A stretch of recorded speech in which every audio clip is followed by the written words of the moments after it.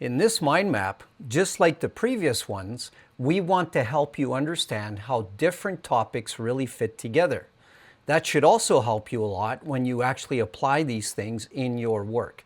But to pass the CISM exam, you do also need to remember the definitions of a ton of different terms.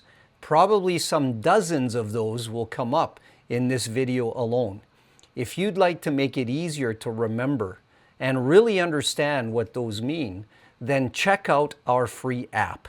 It has over 400 flashcards for CISM, along with simple, clear definitions for all of them. To make it easier to use, you can mark flashcards either as ones that you already know really well, as ones that you really need to review more, or as ones that you just want to come back to even if you know them. So, there's a link in the description. If you don't already have it, try it out. It's a great way to make studying a little bit easier.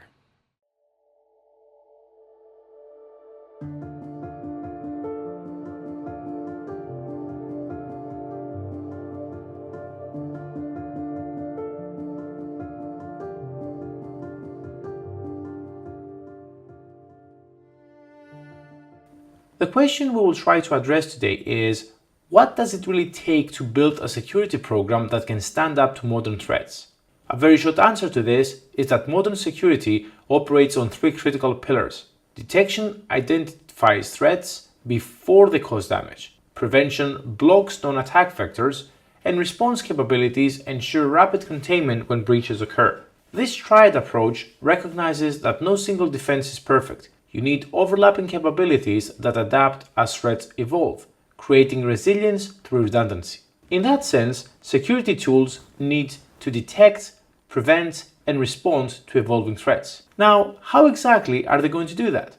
A reasonably good place to start is with effective network security. Network security protects data as it moves between systems. Your network perimeter acts as the first line of defense, examining packets, analyzing traffic patterns, and blocking malicious connections before they reach internal resources. Some of the main forms of network security include firewalls, IDSs, and IPSs. Firewalls serve as your network's gatekeepers, enforcing security policies by controlling traffic flows between network segments. Modern firewalls have evolved far beyond simple port blocking. They inspect application data, track connection states, and make intelligent decisions about what traffic to allow. It's like picking the right doorman for each door.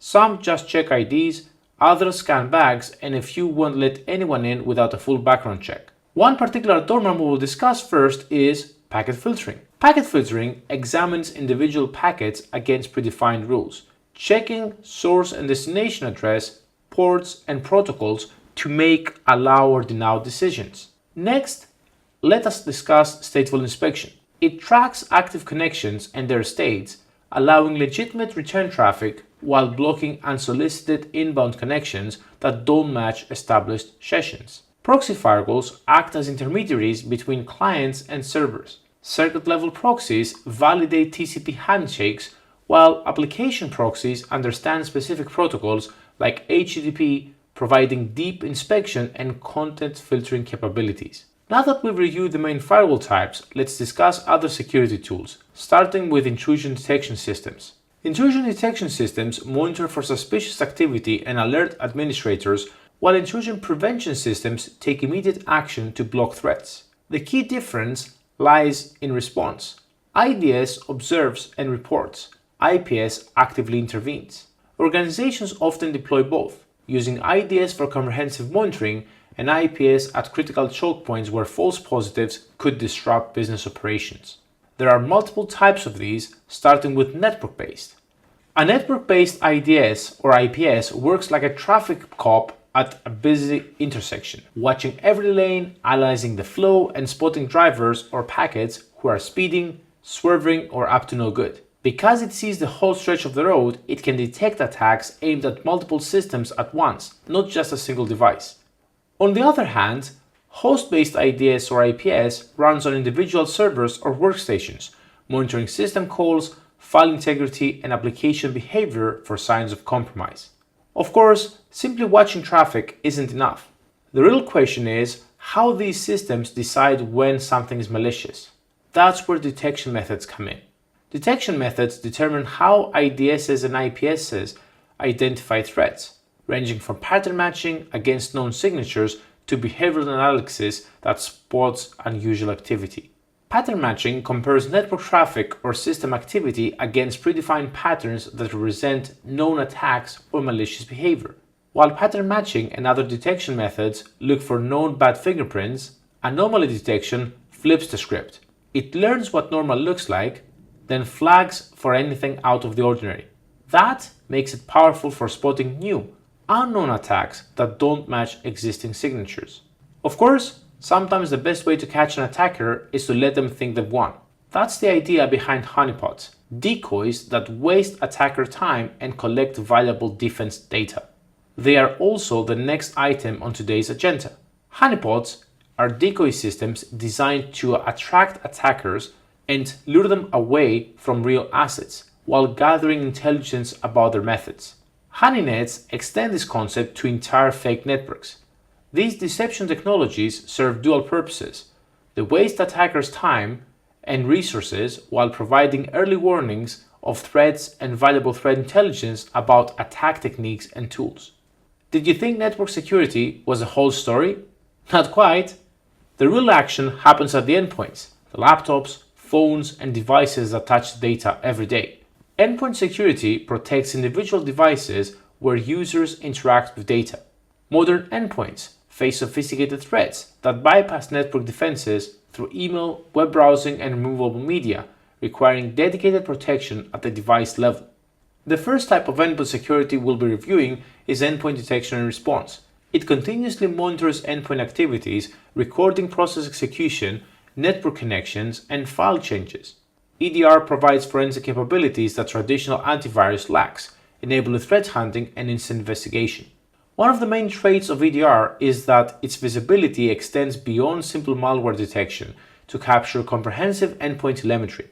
Security teams gain insight into processes, relationships, register modifications, and lateral movement attempts. This deep visibility enables proactive threat hunting, allowing analysts to search for indicators of compromise across the entire endpoint fleet before attacks succeed. Another important trait of EDR is device isolation, as it's instantly able to quarantine compromised endpoints from the network while maintaining remote access for investigation. This containment prevents lateral movement and data exfiltration while preserving evidence. Isolation can be surgical, blocking only specific network segments or protocols, or complete cutting of all network access except the EDR management channel. Finally, EDR platforms automatically collect forensic artifacts during incidents, capturing memory dumps, running processes, network connections, and file system changes. This evidence supports both immediate response and post-incident analysis. Think of it as your digital security camera. Even if the power blinks or the burglar tries to wipe the tapes, the trail is preserved for the investigator to follow back to the culprit. And with that thought in mind, we've wrapped up EDR and we can move to extended detection and response.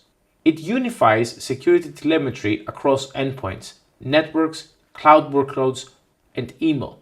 XDR breaks down security silos, correlating alerts from multiple sources to reveal sophisticated attacks that span across different attack vectors. One way you can think of this is simply EDR plus more. XDR extends EDR capabilities beyond endpoints to include network traffic analysis, cloud workload protection, and email security.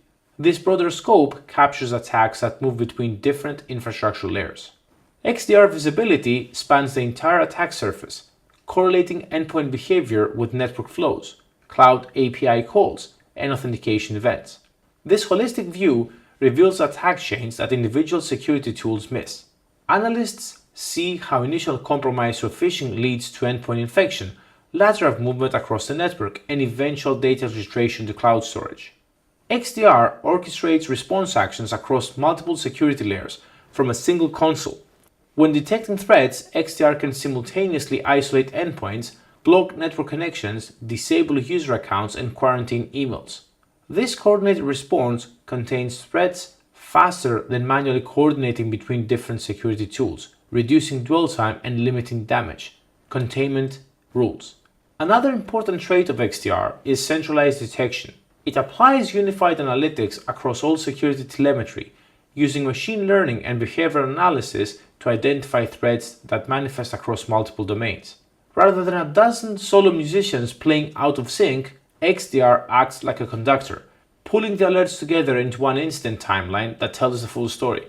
This reduces alert fatigue while improving detection accuracy for complex multi-stage attacks.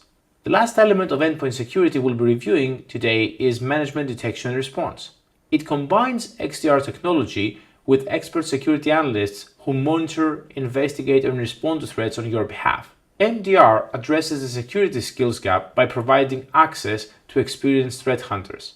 MDR augments XDR's automated detection with human expertise to validate alerts, investigate complex incidents, and make nuanced response decisions.